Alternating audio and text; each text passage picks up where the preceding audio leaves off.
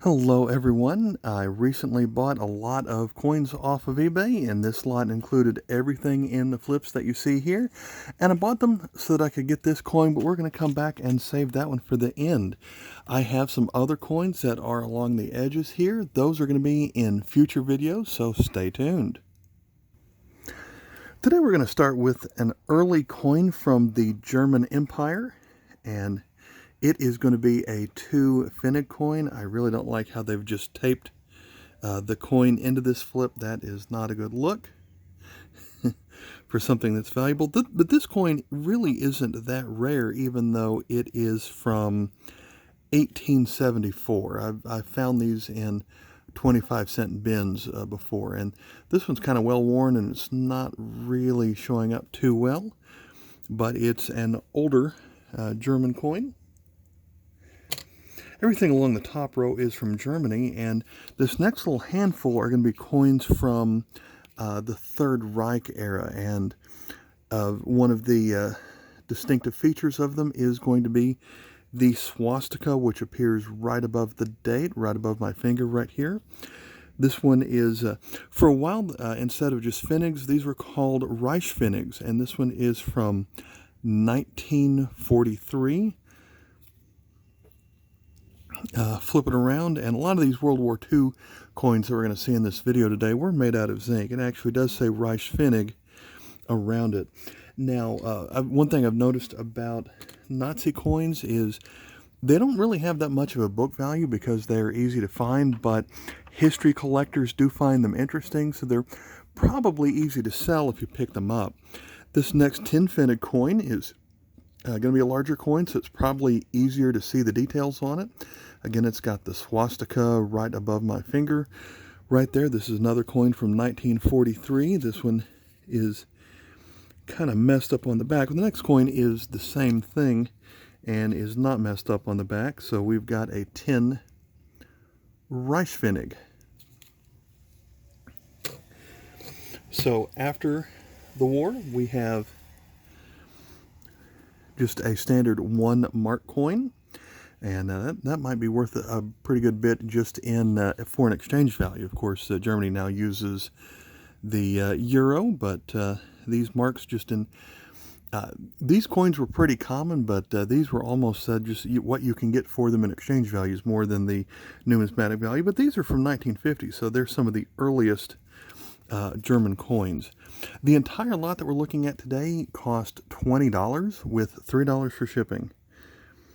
And both of these were 1950 with the F mint mark right there.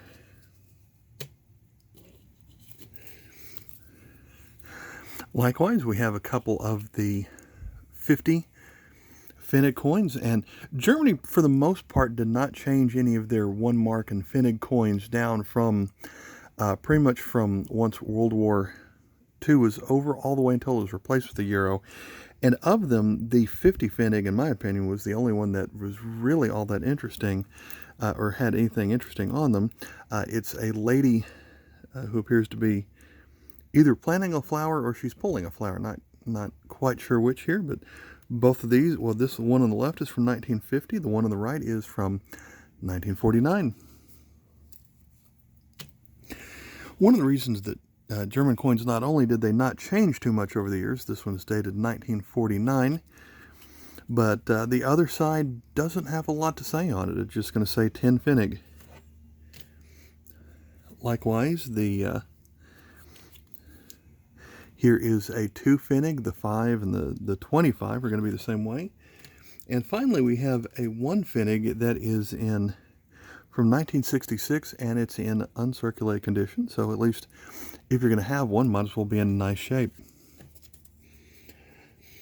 The next row is going to be all coins from the Netherlands. We're going to start with a couple of coins from before World War II. This one's dated 1902. Netherlands coins is going to have a lion holding a sword. And then around the edge, it's going to, at the top of this coin, it says Netherlands, but in their language, it looks like it's spelled Nederlanden. Flip this one around, it is 1 cent. Next coin's very similar, but a little bit larger, so it's easier to see the details.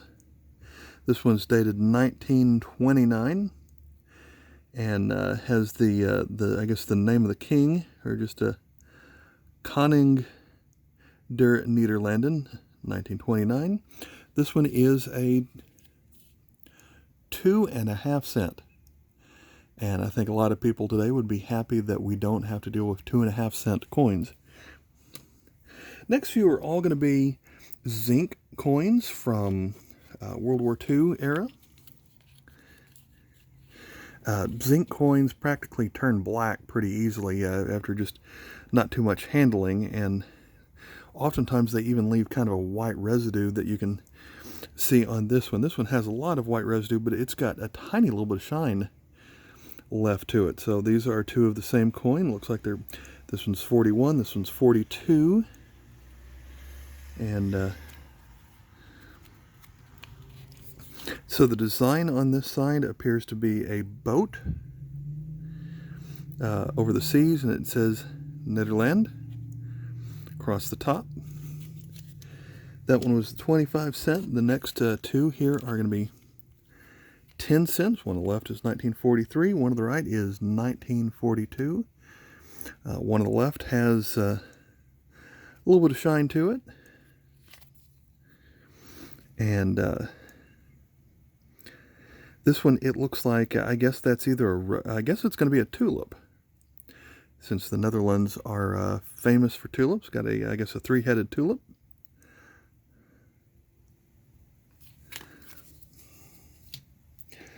I've only got one of the 5-cent coin, and that one to me almost looked like it's unusual, and it's kind of a rounded corner of a square coin, but it's got, to me, that looks like a couple of horse heads in front of a sun. It's an interesting design here, and then just a 5C for 5 cents. You've got water waves on the left, and I guess some wheat on the right, and 19 at the top and 41 at the bottom. We've got a couple of the 1-cent coins. 1943 on the left, 42 on the right.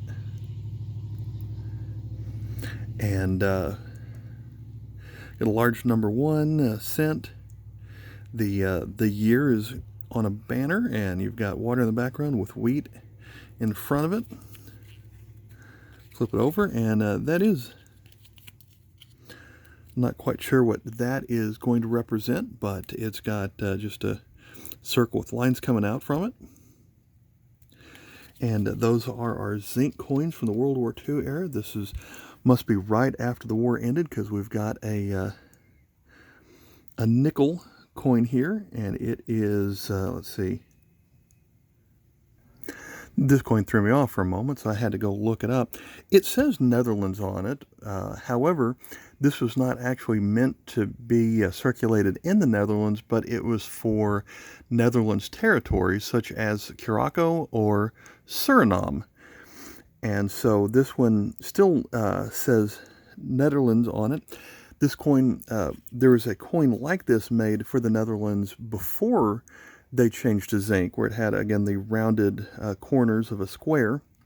And I do like the design of this one, but this one does not have a fish or rooster privy mark that you would normally see on a Netherlands coin. So my coin catalog said see Curaçao for this coin, because it's not actually a Netherlands coin. So this one is for the Netherlands Antilles. One final Netherlands coin post-war. This one is a very common 1959 1-cent coin from 1959. And it looks like Queen Juliana. That coin. Since I was talking about Netherlands Antilles a moment ago, two of these. So Netherlands Antilles, it would be what we would call Curaçao today. And they sent two of these as well, 1961 on the left, 1952 on the right. And already had this coin, but the one on the left is in nearly uncirculated condition, so this one's probably going to go into my collection. Next up, these three coins are going to be from Belgium. Two of the same coin made out of zinc. You can't see any details on this one, so I'm only going to hold up this one right here, where the details are actually quite good to see for a zinc coin. Dated 1942. This is going to be a 1 franc coin from Belgium.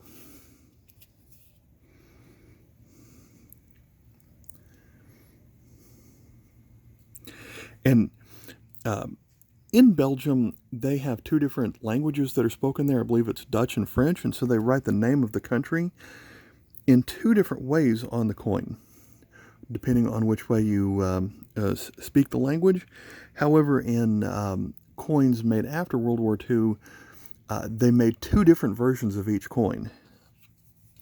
There's usually not a premium for one over the other, but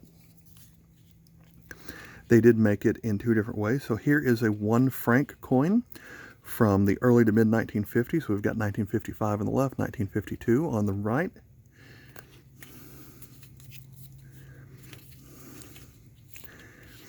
And so these coins are two different coins for a collection because they do say Belgique or Belgique with the 1 franc on the back.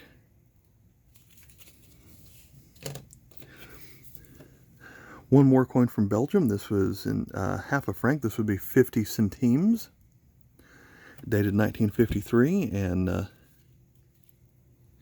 if that's the monarch, he doesn't look very monarch-like, very king-like in this picture. So I'm not quite sure what the story of these coins are. Then we have one coin from Luxembourg, a tiny European country, although this coin is fairly easy to find. We call them Luxembourg, but the way they spell their country, it looks like you'd pronounce it Letzeburg or Letzburg. Dated 1952. This is a 1 franc coin with the monogram of the king on it. So the coins here that I've left behind are the most interesting ones that I've picked up today. We're going to start with this one from Saarland, and Saarland is a very tiny country you may have never heard of, even though they were still around in the 1950s. Today, Saarland is a part of Germany, but I believe out of all the smaller countries that eventually made up Germany, Saarland was the last one to actually make it to become a part of Germany. But their coins are really rare, and this is a 10 Franken coin. This is my second coin from Saarland, so really happy to pick that one up. Last four are going to be silver coins. This one is a 1/10 of a golden coin from the Netherlands East Indies, dated 1942. Flip it over and you see that there is not English written on this side. Today we would call this country Indonesia. This coin is 64% silver, but it is quite small, so there is just about a gram of silver in that coin. Next one is a little bit larger. It's another coin from the Netherlands. Here we have Queen Wilhelmina, Queen of the Netherlands. This one is a 25-cent coin, 1943, and this one's also going to be 64% silver, so a little bit more silver available in this one, a couple of grams worth. Also wanted to, this was my second favorite coin of the lot because it is from something you just don't see very often. Those last two silver coins are fairly common, but silver's silver, and so they are going to have their value. But this one is from a very old coin from the Kingdom of Hanover, something else which eventually became part of Germany. It dates back to 1844. Has a B mint mark for Brule, I guess, and this king is, or this coin is worth 1/12 of a thaler, which would be like saying 1/12 of a dollar. Again, today people would be happy that you're not having to deal with a 1/12 coin, but it looks like Ernst August King of Hanover on this side. Flip it over, we see 12 Einenthaler, 1844, has Roman numerals CLXVIII, Eine feine Mark, and Gestert. I tried to find a translation on that and could not find one. But here's the coin that I was waiting for the most here. This is going to be a 100 franc coin, also from Belgium. And on this side, it's dated 1950. They made this coin for about 4 years. I believe it's 48 through 51. And we can see 4 portraits on here. And these would be the previous 4 rulers of Belgium up to that point. So we've got Leopold I, Leopold II, Albert I, and Leopold III. Flip it over here, and we have a monogram. We've got a lion inside of a shield, topped by a crown. The number 100 on the left, and francs, abbreviated FRS, on the right. And it has Belgique, so there is a Belgie version of this coin. And this coin is 83.5% silver, and it's going to come in at almost half an ounce. So on the day this was made, this video was made, this coin by itself has about $12.50 worth of silver in it. And then you add the another $3 or so. Well, the Hanover coin is 52% silver, and it's the total weight is 2.5 grams. So you're going to have about 1.25 grams in that. So that one's worth about another. It said $1.16 in silver value on that one. I didn't look up these, but you're probably going to get probably a total of $3. So this lot that I paid $20 plus $3 for shipping, we have about $15 to $16 worth of silver. Add the Saarland coin and some other nice pickups on here, and I thought this was certainly a lot that was worth picking up. So thanks for watching this video, and I've got some more silver videos that are lined up to be uploaded fairly soon. Thanks for watching. Bye.